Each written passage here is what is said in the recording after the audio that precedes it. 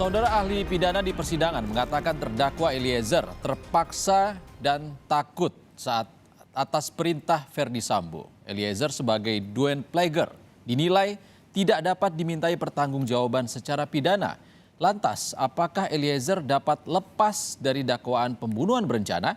Berikut ulasan jurnalis Kompas TV, Abel Insani. Jadi kalau dikatakan tadi secara pertanggungjawaban dihubungkan dengan pemerintahan dalam materialisme, tentu saja bahwa perbuatan itu memenuhi unsur, baik unsur subjektif maupun unsur objektif. Saya jelaskan bahwa namanya dugaan itu adalah dalam arti menyuruh melakukan tindak pidana. Syarat-syaratnya itu adalah bahwa yang disuruh tidak bisa diminta pertanggungjawaban, dan yang disuruh itu hanya merupakan sebagai alat, dan juga dan tentu saja alat itu dalam bentuk orang, ya, dan orang itulah yang melakukan perbuatan itu sendiri, begitu.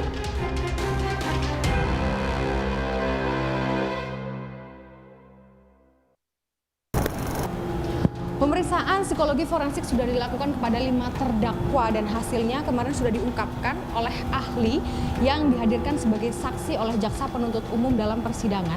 Hasilnya Verdi Sambo memiliki kecerdasan di atas rata-rata, sedangkan Richard Eliezer memiliki kepatuhan yang tinggi dalam relasi.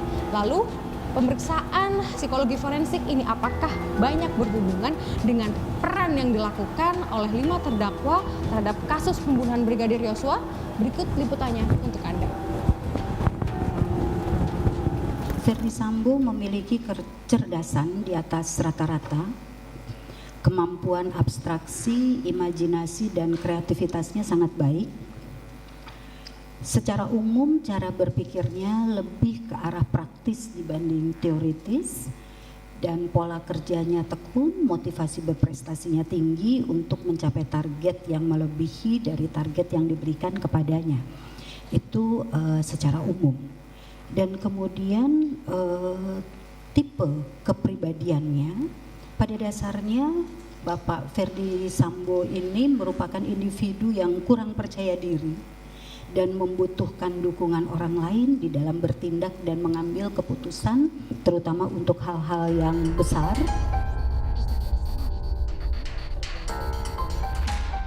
Apsifor atau ahli psikologi forensik juga nyatakan bahwa Richard Eliezer mengalami tekanan pada saat menembak Brigadir Yosua Huta Barat. Hal lain diungkapkan oleh ahli pidana yakni Effendi Saragih terkait pembebasan pidana bagi orang yang melakukan sesuatu di bawah tekanan atau karena disuruh. Di sini secara umum taraf kecerdasannya tergolong rata-rata. Kemudian potensi intelektualnya ini ditampilkan, digunakan secara maksimal. Memiliki kapasitas intelektual yang relatif baik, terutama untuk menghadapi tugas-tugas praktis dan sederhana di dalam kehidupan sehari-harinya. Jadi bukan pada tugas-tugas yang kompleks. Ya. Tingkat kepatuhannya gimana? Obedience dari Richard? Tingkat kepatuhannya Richard tinggi. Tinggi? Iya. Terhadap apa? Figur otorita. Figur otoritas. Dari kronologis yang Ali terima, yang tadi Ali sampaikan, apakah situasi ini adalah situasi dalam keadaan memaksa? Coba Ali jelaskan. Daya paksa? Tadi dikatakan ada daya paksa seseorang untuk melakukan perbuatan itu. Tadi ada daya suara, mohon izin suaranya. Ada daya paksa kan begitu, Pak. Ada daya paksa. Nah, daya paksa itu ya ada yang bersifat relatif, ada yang bersifat absolut. Yang absolut itu tidak bisa untuk melakukan tindakan lain.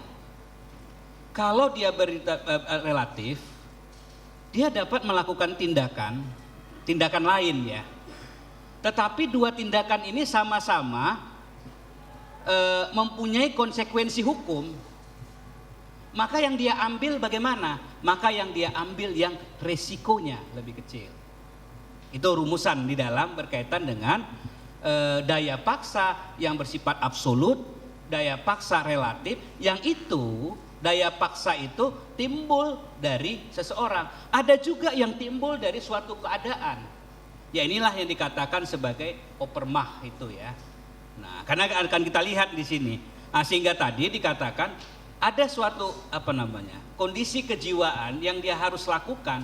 Kalau saya berpendapat, ini pendapat ya, bisa nanti dia dikualifikasi sebagai alasan pemaaf tetapi di luar dari undang-undang, itulah error fakti menurut saya.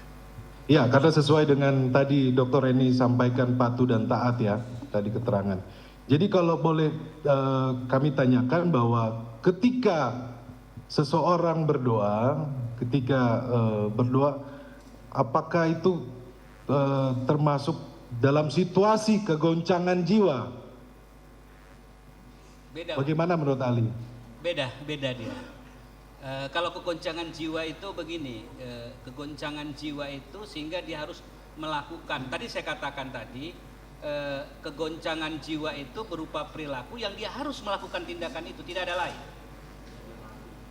Kalau nggak dia mati. Tapi tidak ada niat. Ya, jadi itu bisa yang dikatakan oleh kuasa hukum terdakwa Berada ini, itu nanti bisa menjadikan sebagai satu alasan ya kepada hakim untuk berkaitan dengan penjatuhan pidana misalnya kepada pelaku itu sendiri.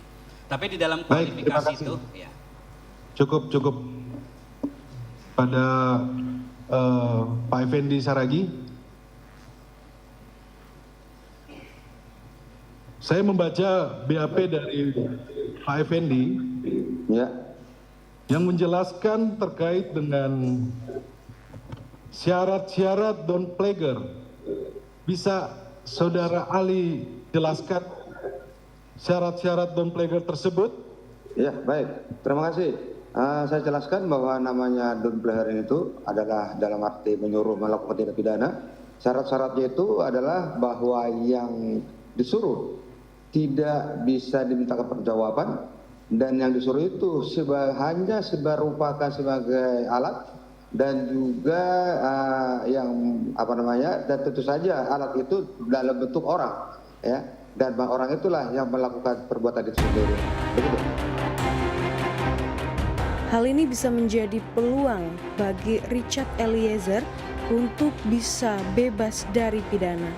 Menurut pengacara Eliezer, Roni Talapesi mengatakan bahwa Eliezer dipaksa dan diberikan rasa takut oleh Ferdi Sambo.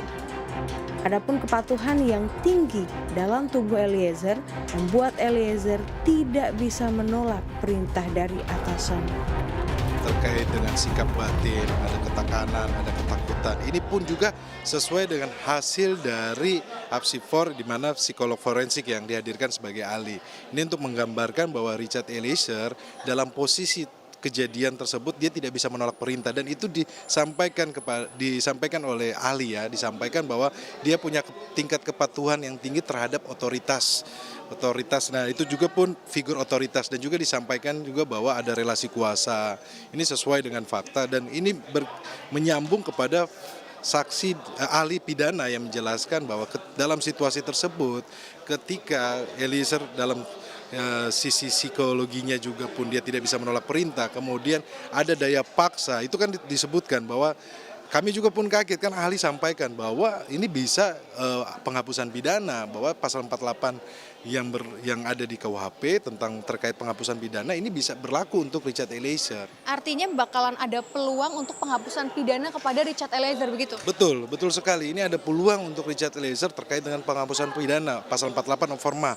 Nanti kami juga akan gali di persidangan berikutnya terkait dengan perintah jabatan. Ini akan kita gali. Tetapi fakta persidangan hari ini adalah menjelaskan mengenai keadaan terpaksa, keadaan memaksa. Gitu kan ada di pasal 48 forma dan diatur tentang penghapusan pidana. Gitu. Ini sesuai semuanya dengan fakta-fakta persidangan yang sudah ada.